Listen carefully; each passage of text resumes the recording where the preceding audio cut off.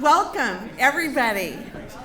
This is always a great moment for those of us at the Brown Foundations. It's great to meet the students and to recognize our research faculty and the leadership at the University of Arizona that makes everything we're doing here together possible. So thank you all for being here. I hope you have a nice lunch today. It's nice to be here in Old Main. And it is also a great honor, privilege, and frankly, a bit of serendipity, but we have our new president with us today, Dr. Garamash, and his wife, Lakshmi Garamash. Welcome to both of you. And I'm especially glad that you're here because this is the intersection of our top faculty, our top students, and our top donors.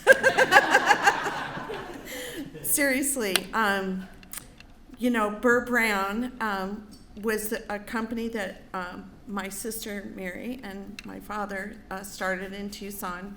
It was successful beyond our imagination, and it is really the basis for everything that we have the privilege of doing here. And so part of our luncheon, we do this every year, and so a lot of people here have seen our video. It's kind of our origin story. And it's a little bit of exposure to the man Tom Brown was, and I hope you enjoy it.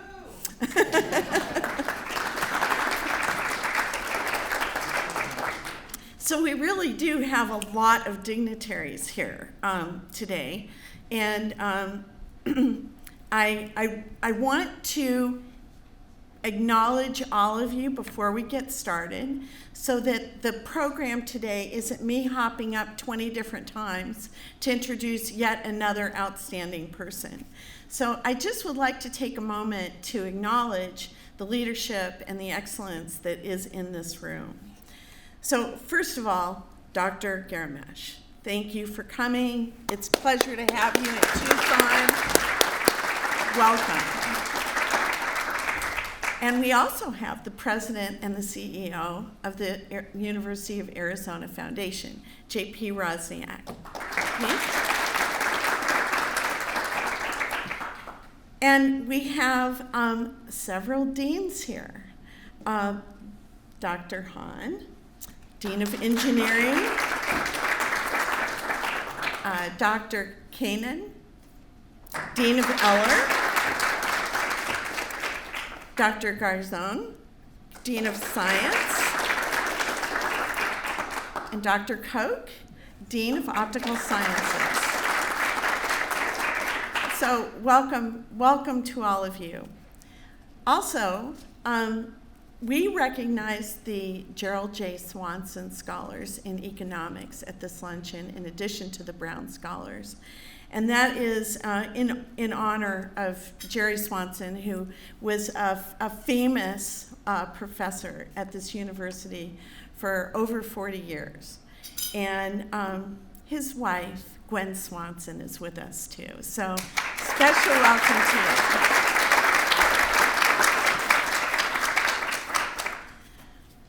The Brown Foundations support programs at the U of A, but our scholarships and our endowed chairs are really,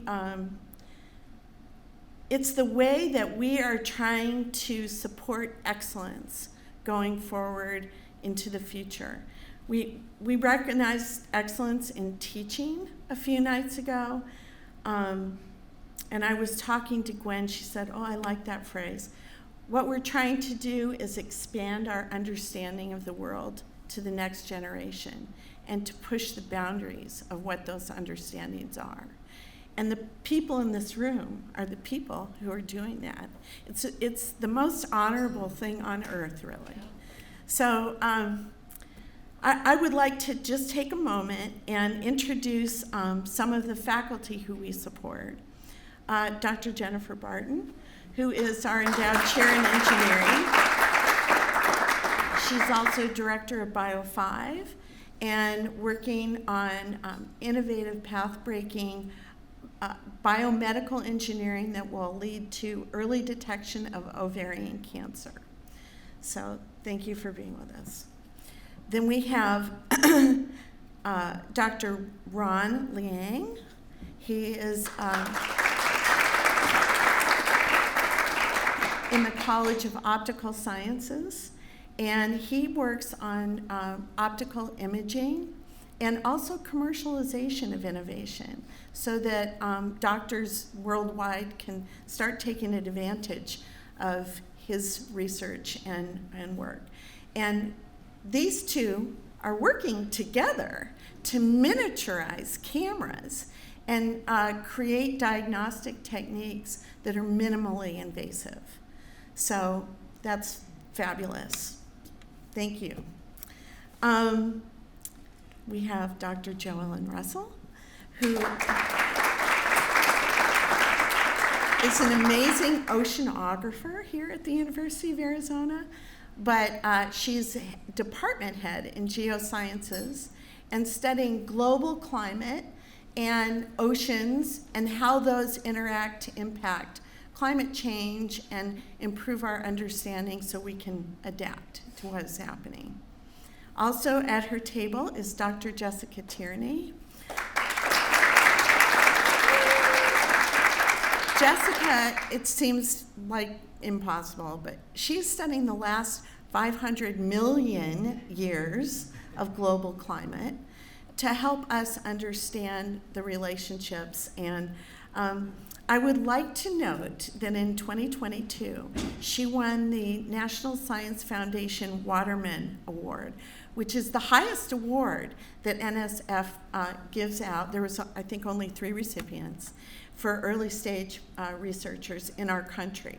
And Jessica was the recipient of one of them. So this is really outstanding research. Thank you for being here, Jessica. And we have Dr. Joaquin Ruiz.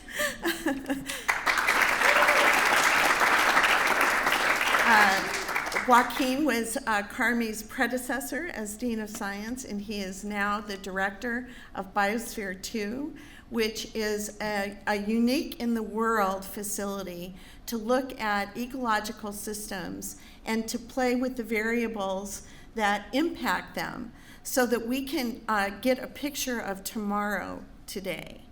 And he's leading a global consortium to try to answer questions that supplement our models about how our world is working. And thank you, Joaquin, for being here. Okay, so we have students who are here now, but there's 3 more people I would like to acknowledge, and those are some of our alums. And one of the things about this luncheon is that hopefully the students will have an opportunity to have one-on-one with the faculty and the researchers, but you might want to talk to the people who've been through the program and what their job situation is now and what their experience was. So if you're here, please raise your hand. Maria Ramon in engineering, welcome. Veronica Borboa from Eller. And Hyun Nugent? Welcome. I hope I didn't butcher that. Okay. Here we are. It's time for the program.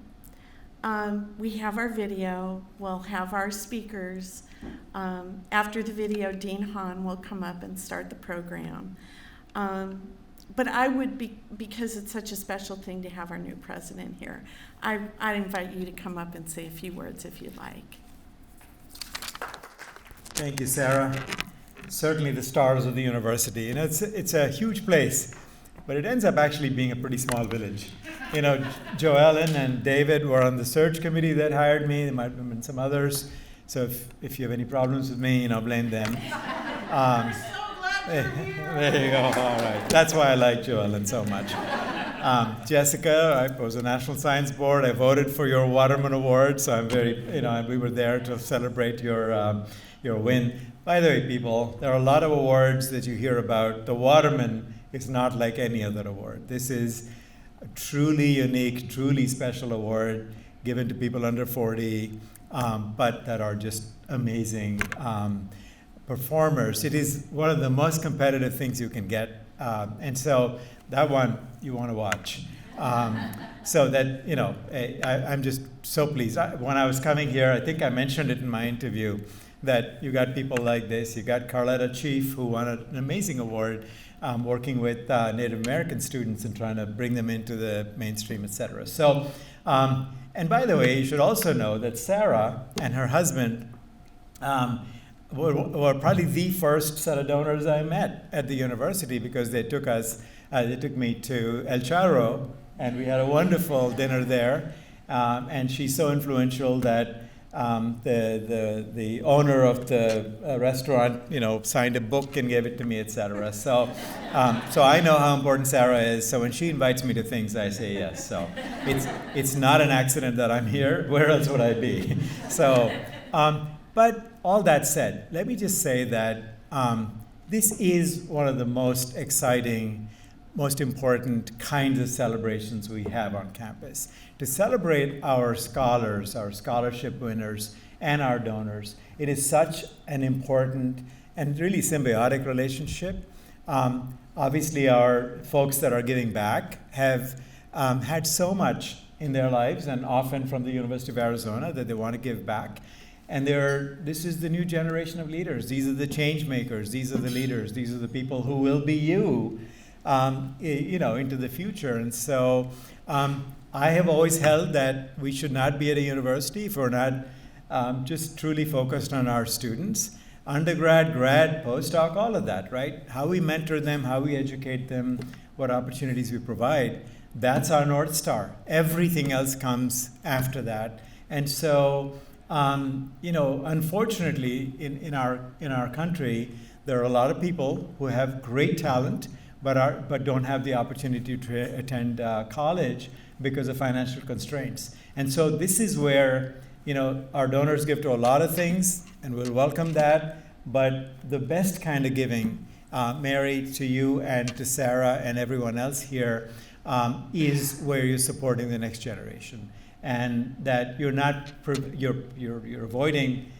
students that don't have the financial means from coming to school. So this is truly noble in my mind, and I'm really, really thankful for your support, because without that, who knows what potential we'd have lost from all these students. So this particular event, this is my, third week or something like that, but who's counting? There's a lot of things on my plate, but when I heard that there's a scholarships celebration, my wife and I really wanted to be here. So just congratulations to all the winners, all the recipients, all the mentors, all the leaders that support this, but most especially to you, Sarah, and to Mary, for your support. Thank you very much. So my dad said, you got to be really careful when you make a list, because you'll leave off the most important thing. I'd like to introduce my sister, Mary Bernal.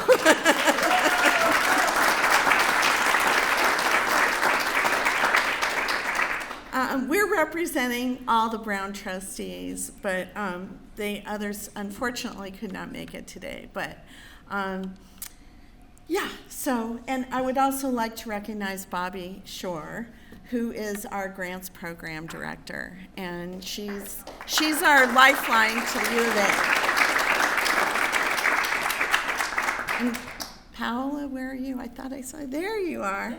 She is our other half of the lifeline. She's from the U of A to us, and Bobby's from us to the U of A. So welcome to you too. Sorry I left you off the top of my list. Okay, it's time for our little origin story. This video was, thankfully, the College of Engineering communication people thought to tape it. It was when my dad received the Technology Entrepreneur of the Year award, and he got up and told his story. And I think it goes to show why we support science and engineering and business. And so enjoy it, and then go ahead and start your lunch. And when the video's finished, I'm going to pass the baton to you. Okay, great. Thanks, everybody. Good advice from all fronts. You know, we benefit in the state of Arizona from the presence of a number of powerful, large, high-tech companies, many of them represented here in this room. Honeywell, Raytheon, Motorola, IBM, long list, AOL, now most recently Texas Instruments. But none of these companies was born and bred in Arizona. We have had our entrepreneurs, of course, but their successes have been mostly in agriculture, land development, and natural resources, in the media, advertising, hospitality industry, but not in the high-tech arena. But there's an exception. And if you look throughout the history of the state of Arizona for an entrepreneur who has built his high-tech company successfully in the state of Arizona, one man stands out, and that's Tom Brown, the man whom we recognize with our Premier Award today. Tom grew up in Longview, Texas. As a child, he not only loved to build things, he loved to manufacture things. That's more unusual. He never wanted to build just one. He wanted to replicate his success and build 10 or 20, an early sign of his career inclinations. At age 16, he enrolled in engineering at MIT. Isn't that impressive? Well, it turned out he was a bit too young and too green, and as they say, he rolled out of there just as quick as he rolled in and went to the Navy. And it's in the Navy that Tom Brown began his education in electronics. After World War II, he talked his way back into MIT, where he earned a general engineering degree in 1949. He began teaching. He soon figured out what I have to tell him is still true, and that is that the head of electrical engineering doesn't make as much money as a career startup in technical work today. Teachers don't get paid well, and so he abandoned that career for the world of business. And what better way to start preparing yourself for that task than the Harvard Business School, where in 1952 he completed an MBA. Tom Brown and his partner, Paige Burr, founded Burr Brown Corporation in Tucson in 1956, just a few years out of his MBA. It was a partnership based on their mutual admiration for an astounding new device, the transistor, and their equally astounding discovery that virtually no electronic instruments in that day were being built with transistors. His partner describes Tom as an Edisonian engineer, and I think we know what that means, a perfectionist who succeeds through repeated efforts to get it right.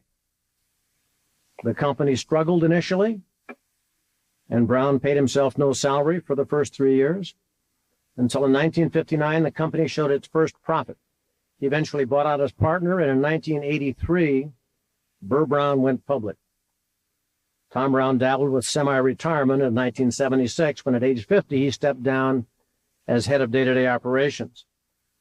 However, challenges that the company was facing brought him out of retirement in 1993, when at age 66, he returned as president and CEO. His most recent retirement was in April of 1998. In August of 2000, Texas Instruments acquired Burr Brown in a stock deal valued at $7.6 billion. It's the largest acquisition ever in the semiconductor industry and the largest corporate merger in Arizona state history. For over 40 years, Burr Brown has been an ever-present force in the economic well-being of Tucson. By the strength of its products and its international reach, it's now brought Texas Instruments into the portfolio of companies that drive Tucson's and Arizona's economy. And over that same period, Tom Brown has worked with almost religious fervor to improve the quality of life for those who call Tucson home. He's used his talents to address problems of local and regional transportation, tax reform, school finance, airline services into Tucson, and mental health care, to name just a few of the areas of his concern. It is for all these reasons, and for many more, that we honor Tom Brown as the 2001 Technology Executive of the Year. Tom Brown.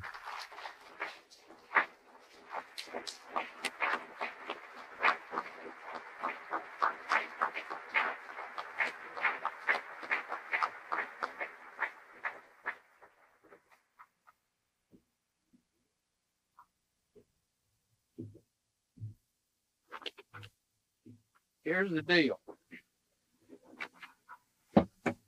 This event will be over minus 5 minutes ago, but a story comes to mind, and I want to give you a choice.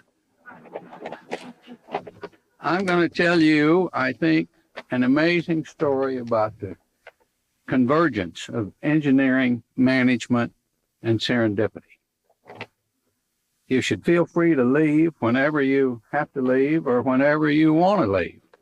But I'm going to continue till I finish the story.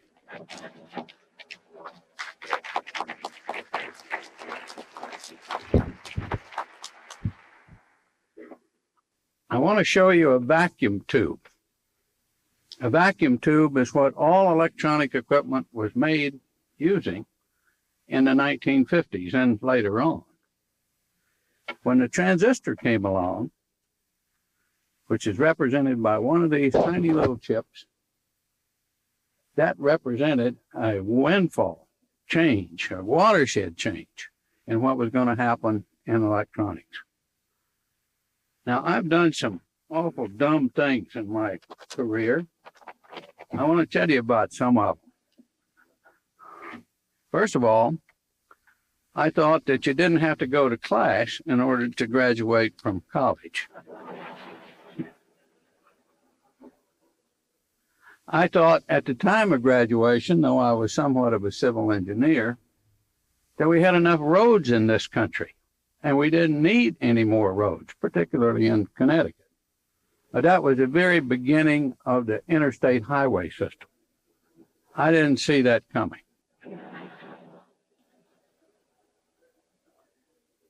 I started in Tucson in a residential construction company and got fired, largely because I did not think anybody would live east of Wilmont Road,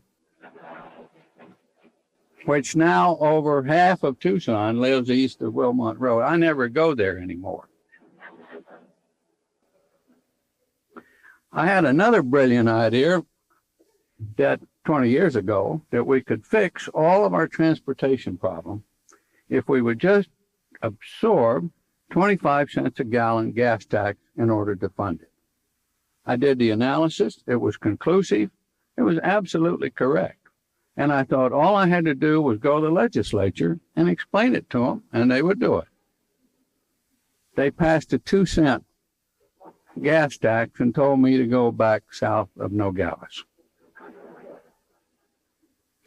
All these experiences came into play in what happened in Burr Brown. This was our first product.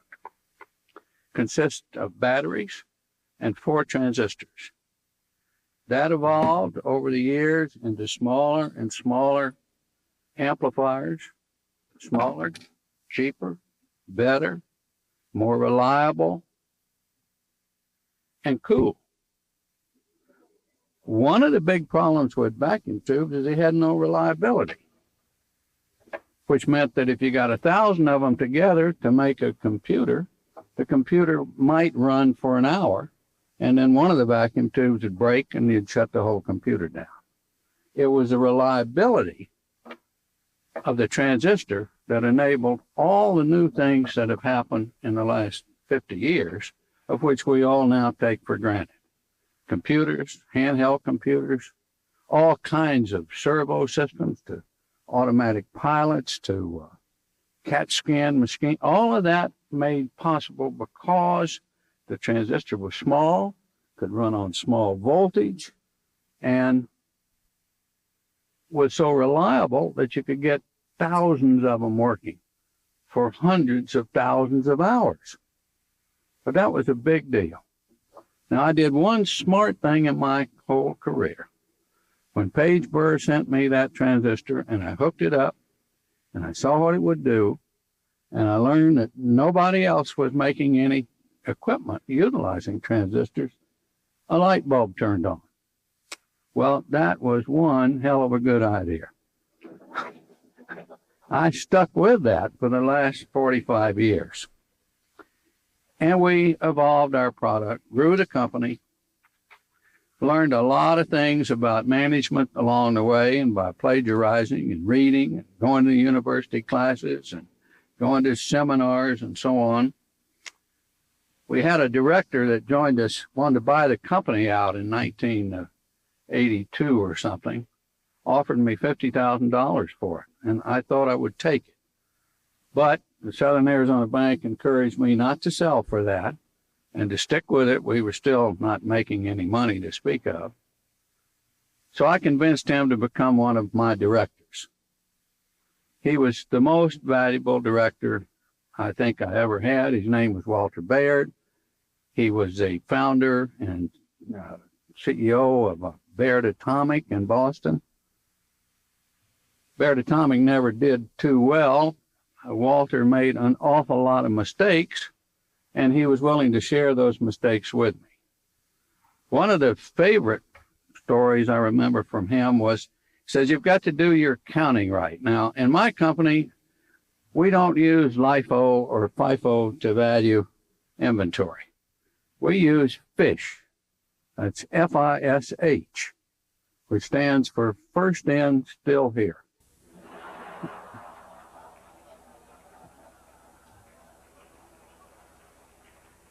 So picking up those tips along the way were very helpful to me, because one thing we had to do, we had to live within the discipline of engineering.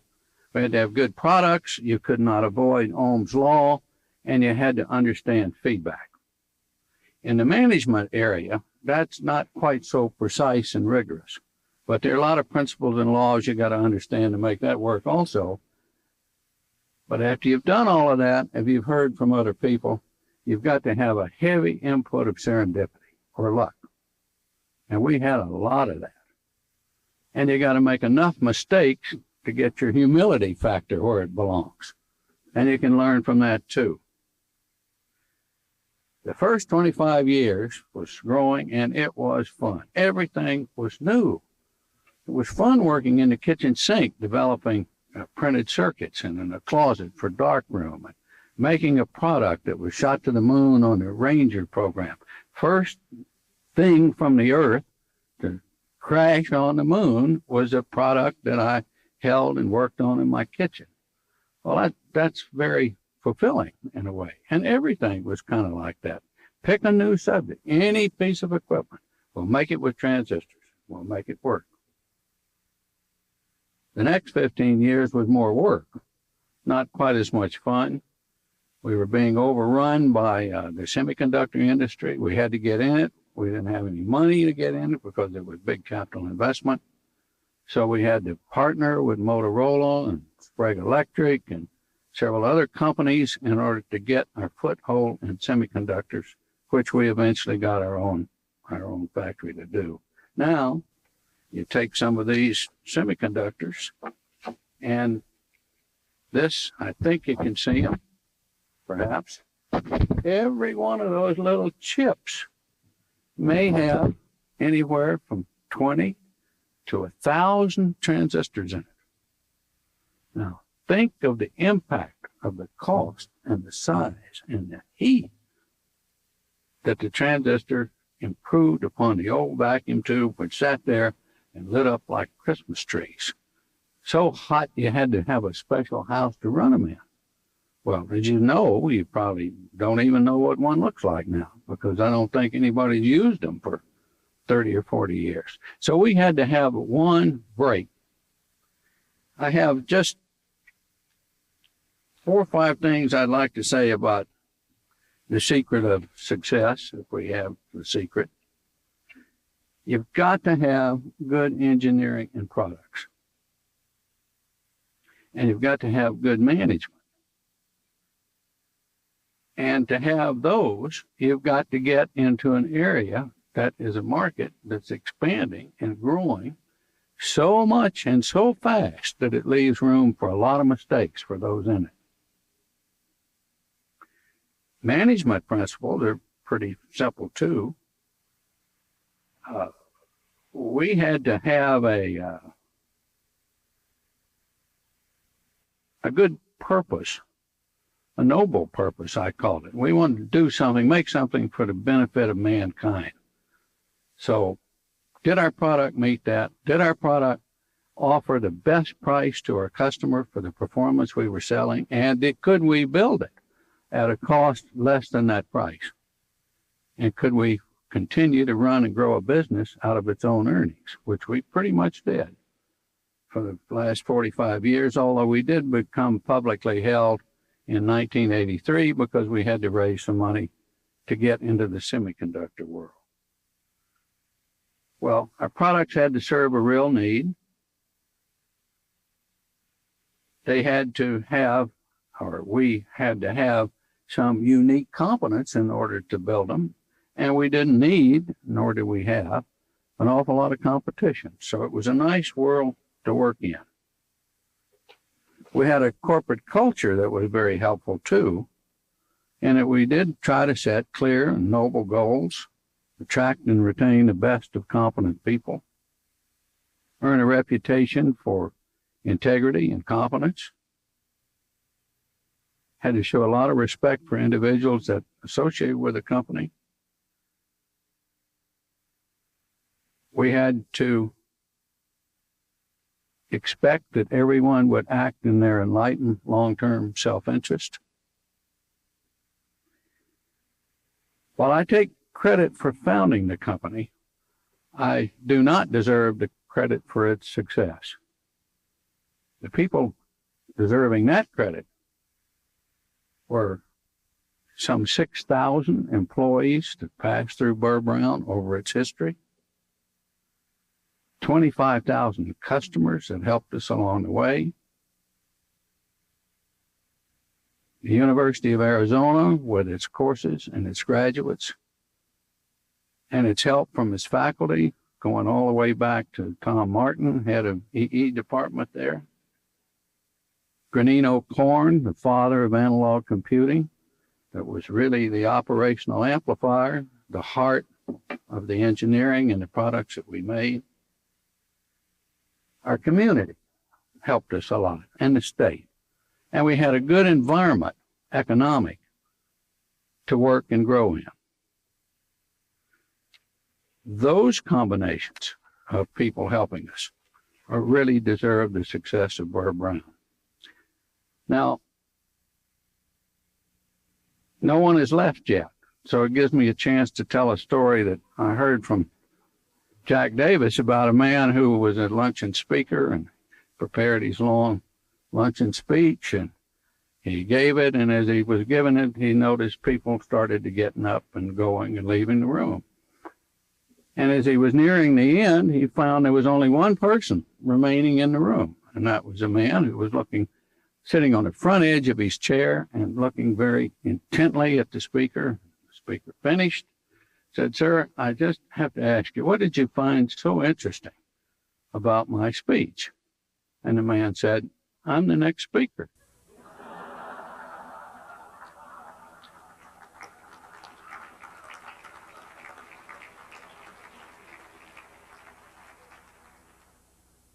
Well, Burr Brown made a significant contribution, I think, to all of its stakeholders. We exported our labor into foreign markets. Our market, by the way, was a third Asia, a third Europe, a third U.S. We brought all that money back into the state of Arizona, didn't let too much of it get away. So we helped the prosperity of the people of Arizona and Tucson, made a major impact. And we benefited all of our stakeholders, I think. Burr Brown has been my life, my vocation, my pleasure, my pastime. It greatly exceeded my original expectations.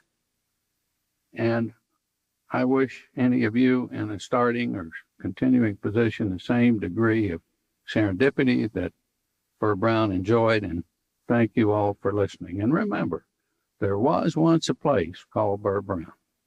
Thank you. And that was dynamite. Fantastic.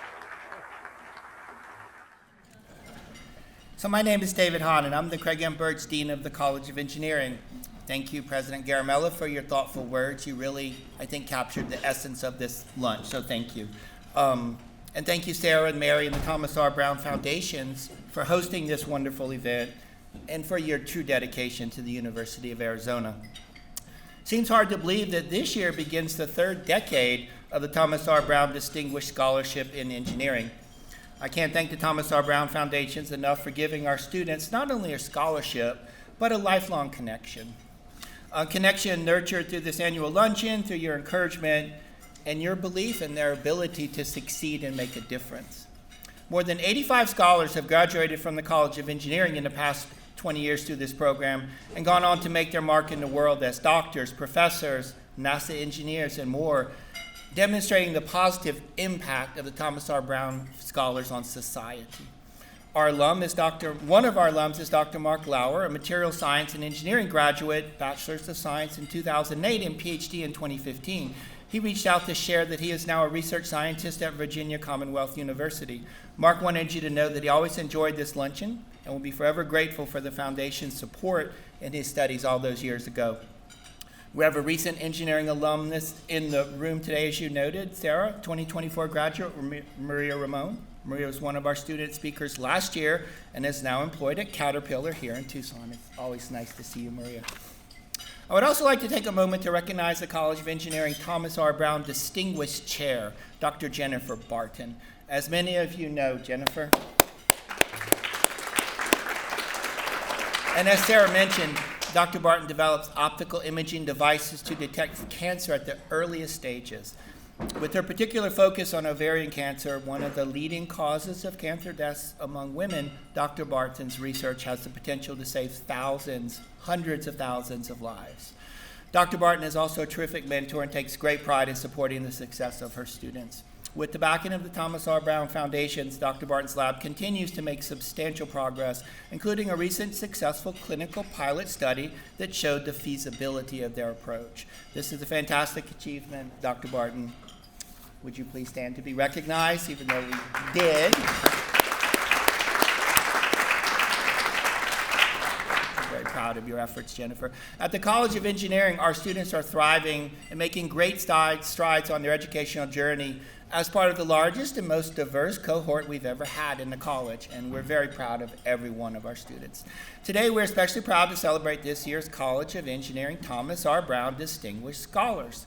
Thanks to the support of the Thomas R. Brown Foundations, these 13 exceptional students have the bandwidth to participate in activities that enhance their education and build their leadership skills.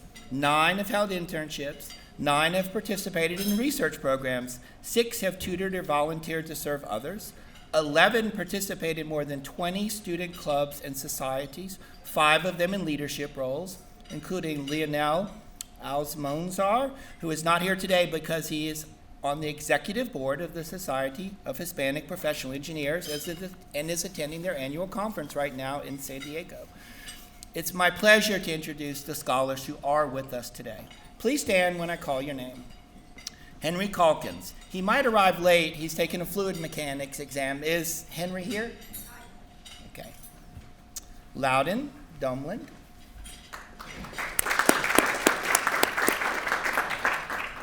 Grace Godinez. There's Grace.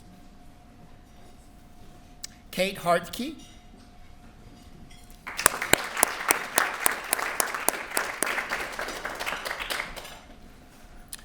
Christopher Kiopi.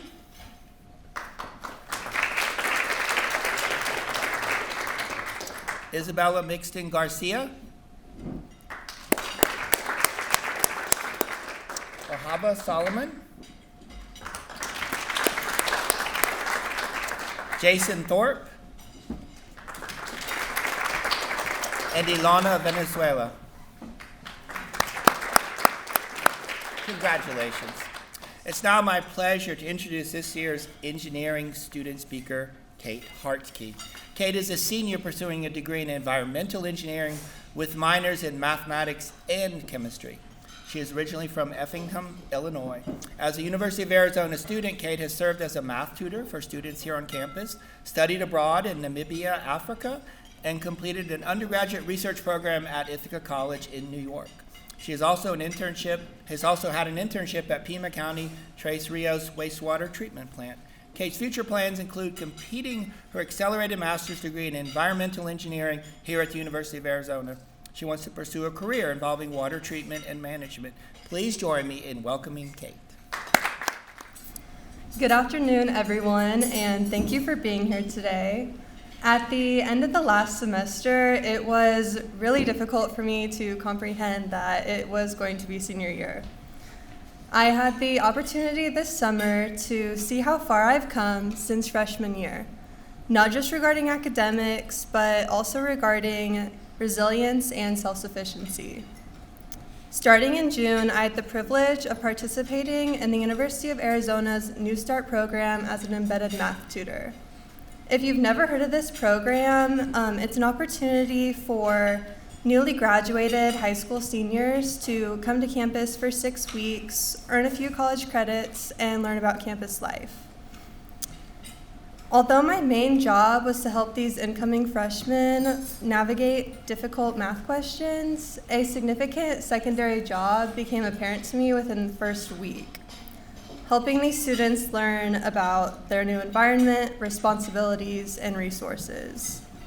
Issues that came up regarding technology, dorm life, transportation, and so on helped me remember all the uncertainties that came with my first on-my-own experience as an out-of-state student. From not having access to the main campus Wi-Fi for my first week and a half of classes, to learning how to navigate living with people that weren't my family, and to dealing with a dead car battery by myself. And I did cry when I realized my dad couldn't come fix that for me. I was able to reflect upon my personal growth and all the experiences I have had during the past 3 years. I was able to see clearly all the knowledge I have gained and the opportunities that the Thomas R. Brown Foundations and my education here have provided. An early opportunity that helped shape my future career goals in environmental engineering occurred the summer of my freshman year. I participated in an 8-week study abroad program in Namibia, camping outdoors and studying ecology and evolutionary biology. I had never gone camping before or taken an ecology course, but I learned a lot about both of those during that trip. However, the main impact I had on that trip was when we visited the communities. When talking to the locals about their daily lives, I became much more aware of the need for everyone to have easy access to clean water. During my sophomore year, I began tutoring math at Think Tank, the University of Arizona's Academic Support Center. This role sparked my curiosity on how to combine my love for math with water and wastewater treatment systems. The following summer, I participated in an NSF-sponsored undergraduate research program, or REU, at Ithaca College, studying mathematical modeling of dynamical systems. Our team had the opportunity to present our research at the Joint Mathematics meetings in San Francisco this past January. The program encouraged me to explore the possibility of pursuing graduate school. Finally, starting this past summer and continuing this semester, I've enjoyed interning at the Tres Rios wastewater reclamation facility here in Tucson. Working as a member of the Tres Rios engineering team, I have gained hands-on experience with wastewater treatment systems, especially regarding analysis of large data for optimizing operations. I also learned how to use LiDAR and gas sampling equipment. My past and current experiences have challenged me to find new perspectives and improve my communication skills so that I'm able to better collaborate with others and find solutions to the challenging questions that are relevant to today's society. As I reflect upon my journey here at the University of Arizona, I am continuously reminded how the Thomas R. Brown Foundations have contributed to my ability to take advantage of these invaluable opportunities. I am deeply grateful to these foundations for supporting everyone here today in both their educational and personal experiences.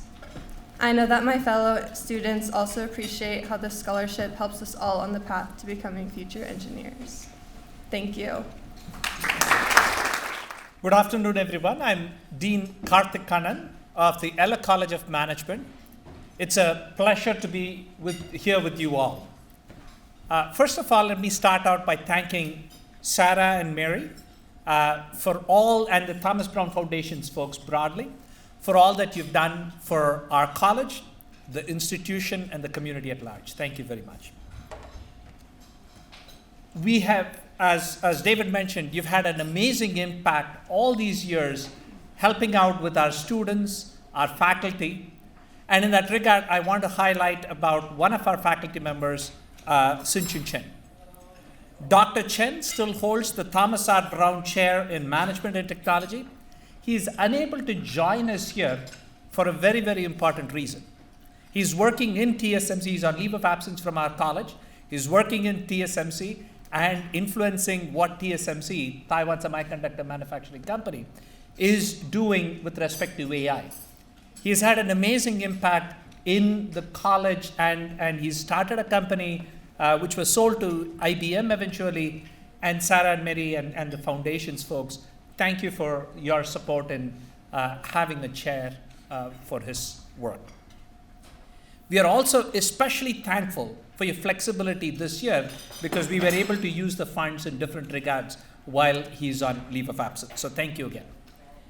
I want to introduce our 2024 recipients of Thomas R. Brown Eller Scholarship and the Gerald J. Swanson Endowed Scholarship for Excellence in Economics. Please stand as I announce your name. The Thomas R. Brown Eller Scholars are Alexa Flater,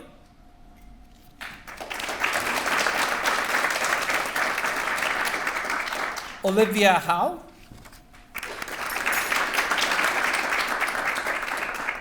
Luke Luciano,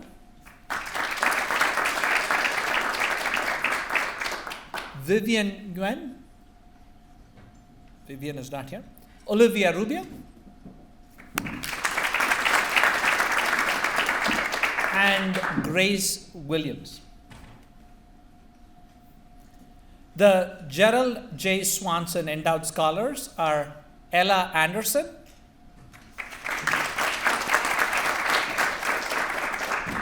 Tyler Birch,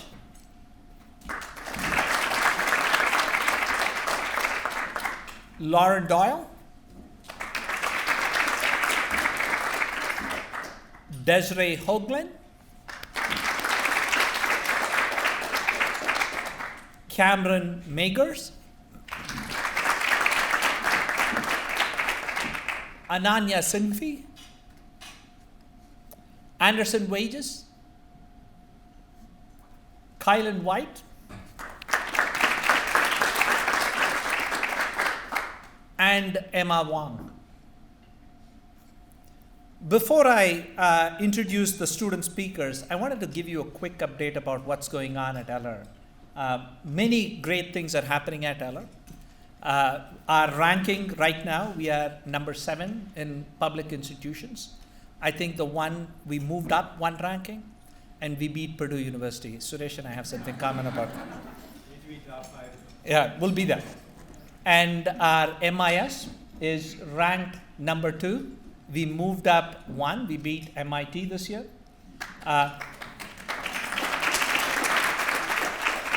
And we are number 8 public in entrepreneurship with McGuire, which is the Entrepreneurship Center. This year, we had about 2,153 students who joined Eller as freshmen. This is the largest incoming cohort across all the colleges in UFA and the largest we've had ever.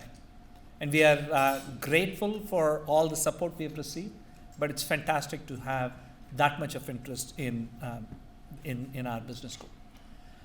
Last year, Sarah, we were talking about integrated business engineering. I was trying to see if we can cue up that video when the speech starts when Tom R. Brown starts the speech. He says, there are three things that are important: engineering, management, and serendipity. That's what he starts the speech with. So here we are at the cusp of setting up a new degree program in partnership with my fellow partner in crime, David Hahn. It's the Integrated Business Engineering undergrad program. It's going through the approval process. We have approved it at the faculty level, at the college level. It's going to go through the process. Similarly, we have a master's in AI for business that's being rolled out. The way we see our college, we want to be the nation's premier digital-first business school in the country. So we'll continue to work towards that. And as much as I love to talk more about Eller, it's also about the students, so we're going to pivot a little bit. It's now my pleasure to introduce two student speakers. I'm going to introduce them both, and they'll be coming one after the other. First, you'll be hearing from Eller Brown scholar Olivia Howe. Olivia is a Tucson native and a third-generation Wildcat. She's a senior quadruple majoring in finance, MIS, Operation Supply Chain Management, and French. No surprise that she's a Brown scholar. For the past 3 years, she has worked in university's Finance Strategy and Solutions Department. Currently, she leads a team of 4 student workers, which has helped grow her passion for finance and also teaching others. In her free time, she enjoys hiking, supporting Arizona Wildcat sports, and going to the movies. After graduation, she'll be joining Finance Leadership Development Program at Siemens, where she will begin her career as a financial analyst.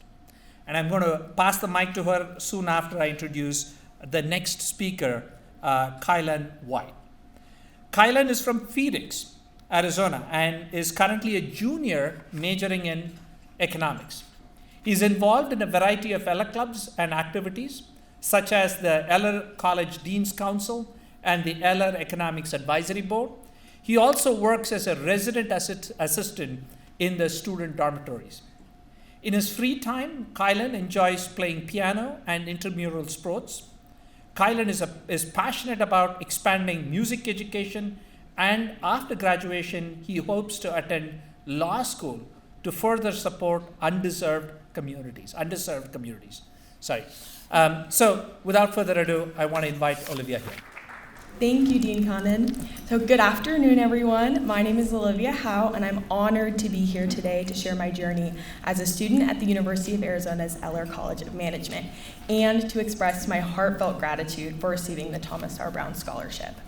When I first arrived at Eller, I knew I wanted to immerse myself in as many opportunities as possible. As a student pursuing 3 different Eller majors, I quickly discovered that the diversity of experience available here is truly unparalleled. From day one, the Eller community welcomed me with open arms, and I have been fortunate to be part of various groups and organizations, like the Eller Rising Professionals my freshman year and the Advanced Zipperman Associates in the professional phase of my studies. These organizations have enriched my academic life and created opportunities for my personal growth. The support I received from the Thomas R. Brown Scholarship has been transformative. With this scholarship, I've been able to focus wholeheartedly on my studies and engage deeply with the Eller community. It has alleviated the financial pressures that often weigh on students like me, allowing me to take full advantage of the experiences offered at Eller. This scholarship has not only been an investment in my education, but it has also enabled me to build lasting connections and friendships. Through Eller, I've had the opportunity to collaborate with diverse groups of students and faculty, each bringing a unique perspective and ideas to the table. I've participated in leadership programs, networking events, student-led panels, and case competitions. Each experience has broadened my horizons and helped me develop critical skills that I will carry into my future career. One of the most rewarding aspects of my time at Eller has been the friendships I've formed. These are not just casual acquaintances. They're lifelong connections with people who share a passion for learning and growth.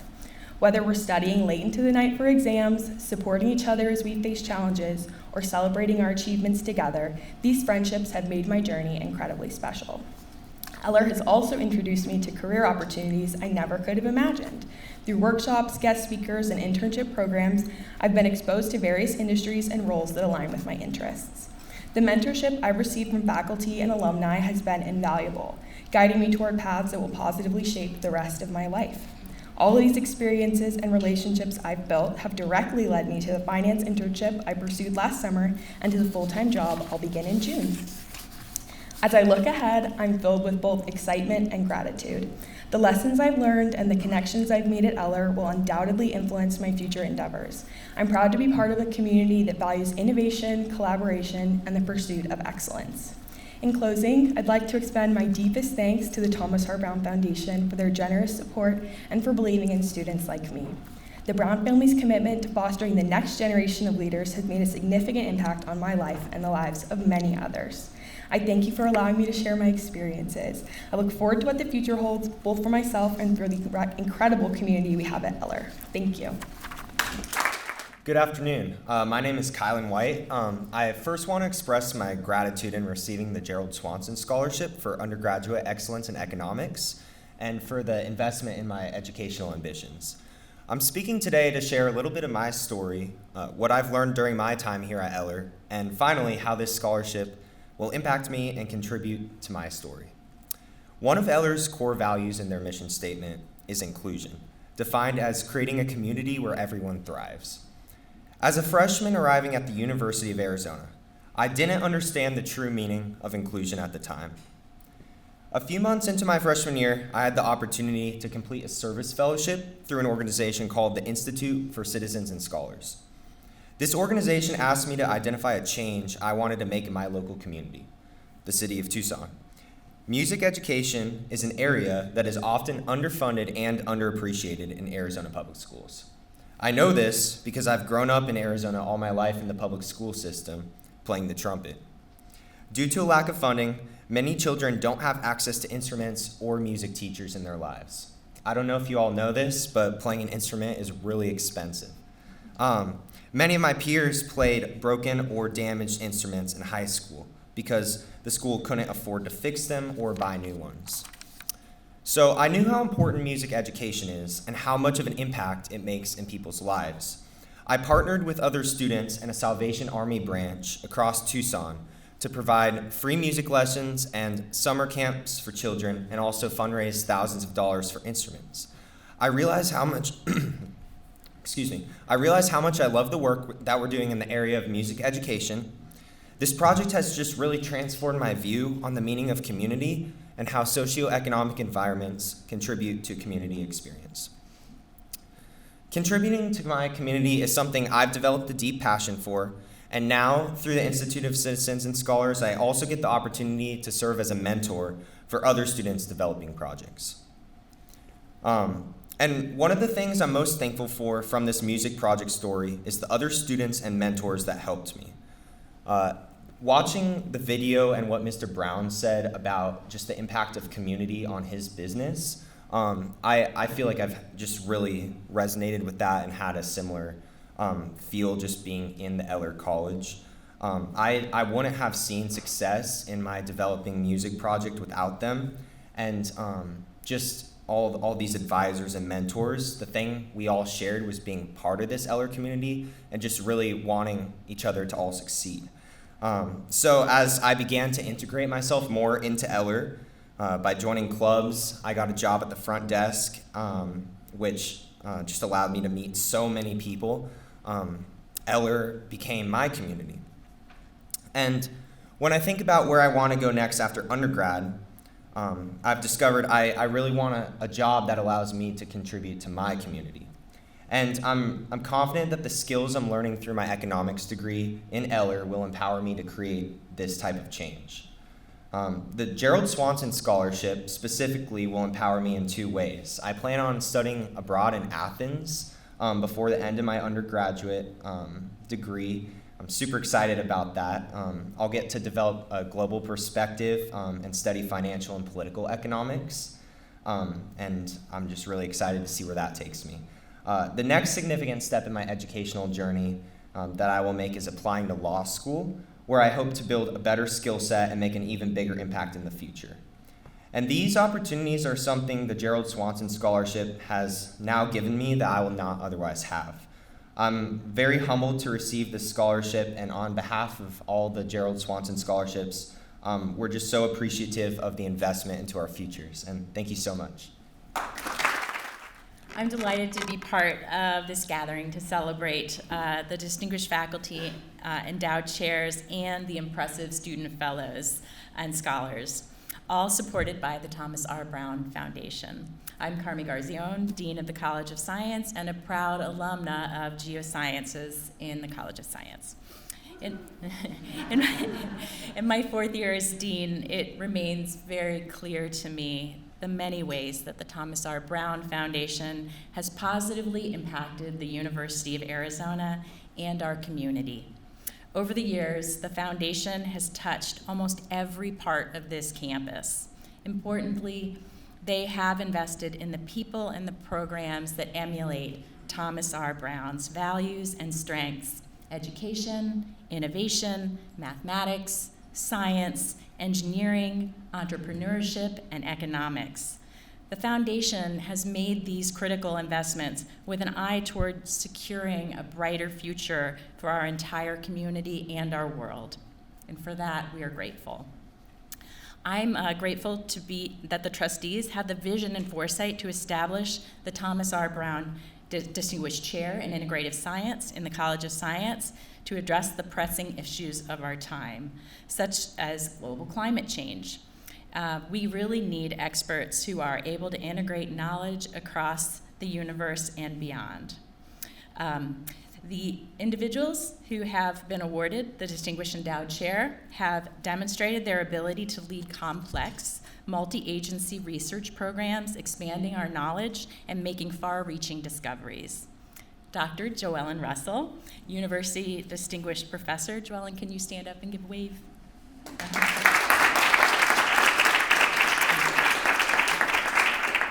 Joellen's the 3rd chairholder. Joellen is an oceanographer and a climate scientist who was named the Geosciences Department Head in August of 2023. She taught the department's first online asynchronous section of Global Change, as well as both semesters of oceanography, to over 900 students in total last year.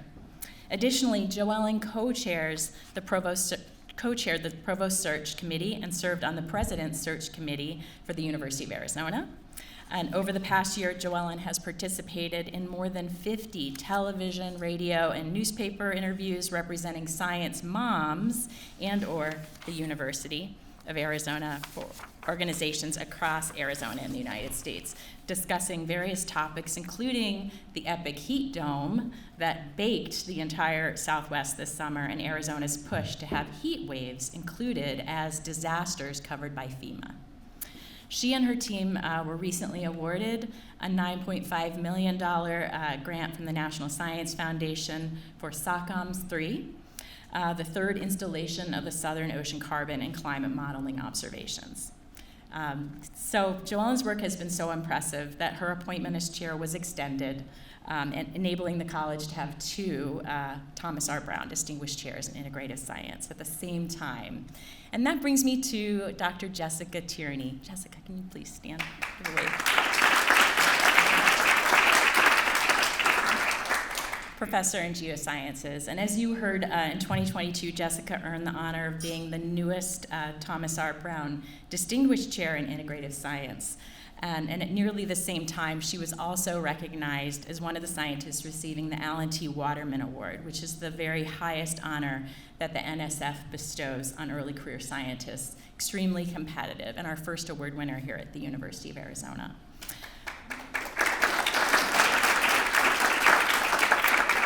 And so Jessica is a geoscientist who is highly regarded in her research in paleoclimatology, which investigates past ancient climates to understand future climate change.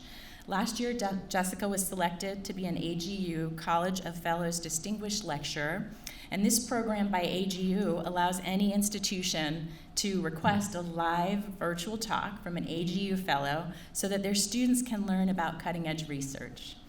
This year, Jessica and postdoctoral scholar Emily Judd were lead co-authors on a paper published in Science that reconstructs Earth's temperature changes for the past 485 million years. This collaboration with the Smithsonian American Museum of Natural History represents the longest statistical reconstruction of our planet's temperature to date and demonstrates the deep time relationship between atmospheric CO2 concentrations and global temperature.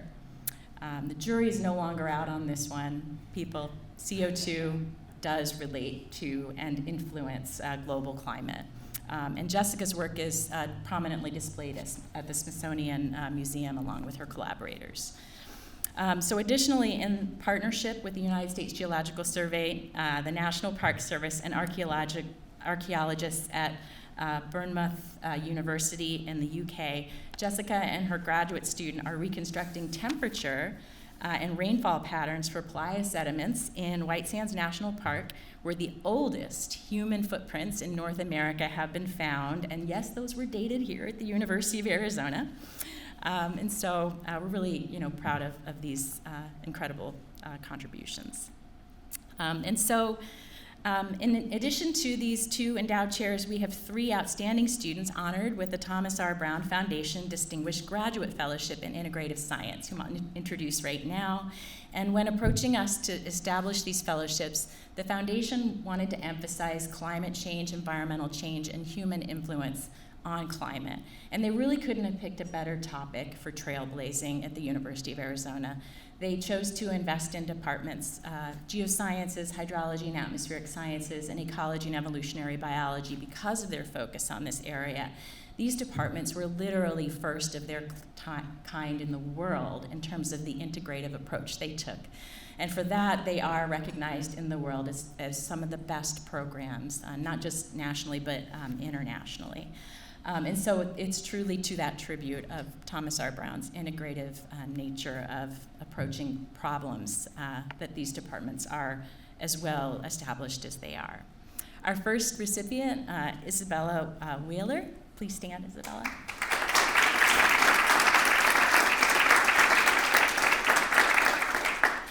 Is a doctoral student in the Ecology and Evolutionary Biology department after receiving her undergraduate degree from the University of Pittsburgh in molecular biology with a concentration in biochemistry and a minor in chemistry.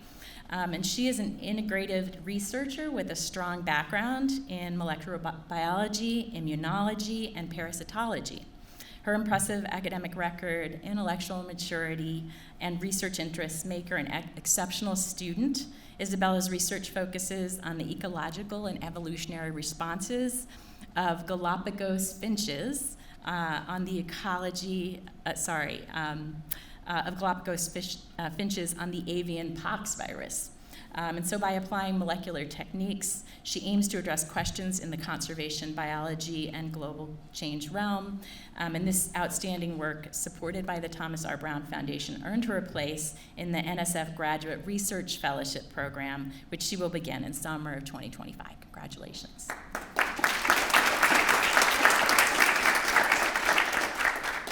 And Nevin Neal, who cannot be here today, is a doctoral student in ecology and evolutionary biology after receiving his undergraduate degree from Williams College in computer science and biology. And Nevin is currently working on deep learning methods to study the impact of climate change on biodiversity and plant phenology. He is currently working on a specific project developing learning models to extract phenological information from millions of plant images from citizen science programs such as iNaturalist and digitized specimens. And so with such large phenological information extracted, he is going to investigate how climate change has affected the phenology of thousands of plant species across space and time. And he shares, "I'm eager to begin my combined expertise in computer science and biology to the exciting realm of computational biology. And I'm inspired by the opportunity to continue the legacy of my mentors and make my own contributions to expanding our collective knowledge and appreciation of life." And our last honoree who is going to speak to you is James Lundy. He's a second-year doctoral student in hydrology and atmospheric sciences, working on satellite data analysis and climate modeling. And he received his undergraduate degree from Colorado School of Mines with a major in engineering, physics, and a minor in computer science. And James is eagerly applying his physics and computer science backgrounds to enhance our understanding of climate change and the Earth system as a whole. He aspires to become a professor one day in order to support the next generation of scientists, engineers, and leaders. And we now have an opportunity to hear a few words from James about his research and the impacts of the fellowship. Hello, everybody. Thank you so much for the introduction. And I want to start by saying, it's really an honor to be here, to be a part of this community, to be supported by the Brown Foundation. This is, as you look around, you see people doing really incredible work. So I'm happy to stand amongst you all today. I'll tell you a little bit about, what this foundation has done for me so far and what I hope to do for it and the future of science and maybe, the next generation as well. As President Garamella said, the Brown Foundation is really, really invested in the next generation, invested in our community, in the most important things in this life, really. So I agree. The next generation is very important. My professors along the way have given me a lot of great opportunities. I'm happy to have been able to stand on their shoulders and, hopefully I can give back one day as a professor. And I also want to thank the Brown Foundation again for allowing me to stand on your shoulders in a way. I'll talk a little bit about my research. As Dean Carmi said, I am a second-year doctoral student in the Hydrology and Atmospheric Sciences Department. I'm working with Dr. Shubin Zhang in the Land, Atmosphere, Ocean Interactions group. And so while atmospheric science is my degree, our group is really about tying the entire Earth system together. It's a very, very big and broad topic. Thanks, Joellen.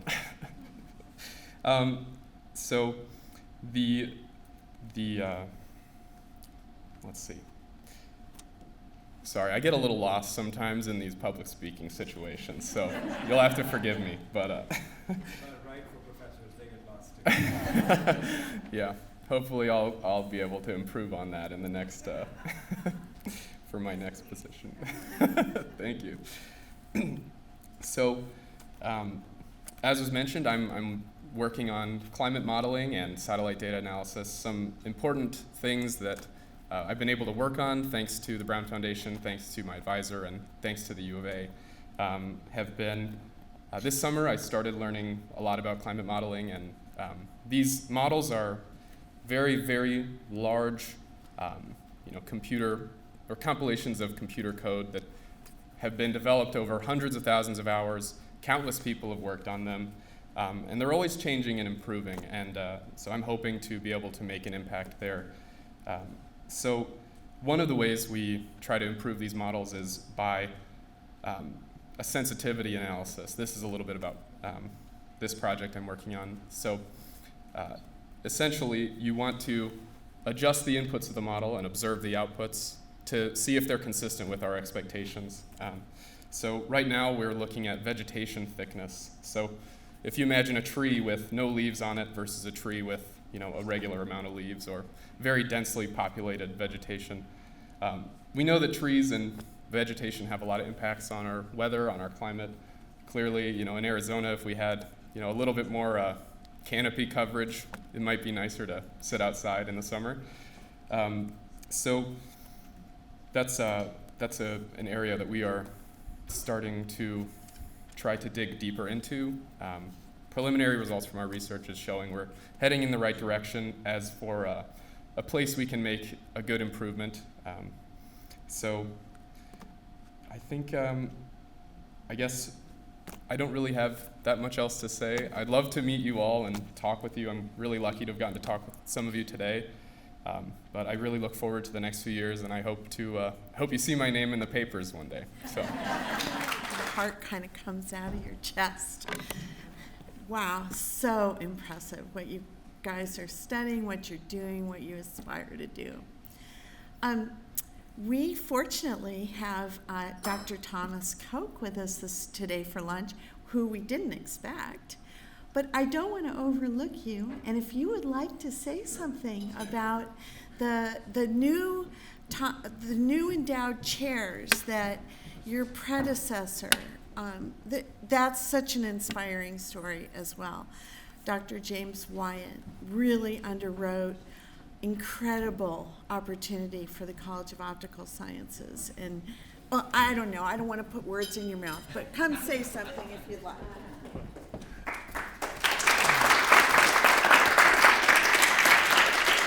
Yeah, thank you, Sarah, and thank you, Mary, and the Thomas R. Brown Foundation. As Sarah said, I actually didn't expect to be able to come today, so the benefit of that is I don't have a lot to say, and you'll be able to get on with things. But I do want to thank you very much, and as you mentioned, this was an opportunity put in place by James Wyatt, but it really is the Thomas R. Brown Foundation stepping up to support endowed chairs, and in particular the Thomas R. Brown Endowed Chair in Optical Sciences in our college. And these endowed chairs have tremendous impact. We were very excited to be able to award this chair to Dr. Ron Liang, who's with us here. Ron, please stand up. So Ron is a really outstanding example of what our college is all about. He graduated, actually he's an alum, so he graduated from our college back in 2001. And then promptly, we are very practically focused. So he went off to work at Kodak in their life sciences division, because that's how you translate technology to the marketplace. That's how you impact people. So he did a lot of remarkable work in that organization until they were sold, the life sciences business. And then he was wondering what's next, and we are so excited that he came back as a faculty member to our college. And I'll say that he hit the ground with his wheels spinning, and just incredible contributions across the board. The first of which I was exposed to was when the OSIRIS-REx asteroid landing mission needed kind of unprecedented functional cameras to do remarkable things. Who did they turn to design these cameras? It was Ron. So Ron was the designer of some of the key elements of that system that enabled that phenomenal mission. But his work has been impactful across the board. One of the things he's been very focused on, and again, going back to life sciences, is devising ways to make new functionality in optics. And you heard Sarah mentioning the collaboration he's had with Jennifer. I'm going to dive into that a little bit, because one of his passions is, as I said, having impact. And so he had a program in India providing remote healthcare kind of at scale using cell phone technologies and optics for cancer detection in areas where there's just no hope of getting service otherwise. And it was a large program funded by NIH, really tells you what Ron's all about, so developing optics that enable that. But he's also, as mentioned, really into this miniaturization. So it was fun to hear Tom Brown talking about that. So can you do that in optics? And of course we have planar photonic integrated circuits, but Ron wants to make optics, like three-dimensional real optics. And he's using printing technology to be able to do that. Now the gospel on the street is, you can do that in plastic, you can do it in other metals and so forth, but it doesn't work in glass. And that's what everybody understands. You cannot do 3D printing of glass optics. Well, Ron doesn't believe that. So he's been working on it for a number of years, and he's actually got something working. And it's really, really promising. And it's another one of his big programs that he's embarking on. And I fully expect him to commercialize that technology when he refines it a little bit more. And maybe we'll have another Tom Brown story with micro-optics, especially for life sciences. Anyway, so congratulations, Ron, and thank you again, Sarah. Okay. We have one other distinguished guest at this luncheon today, and my bad, I did not realize she was here, but Megan Kurtz is our director of all our economics programs. So.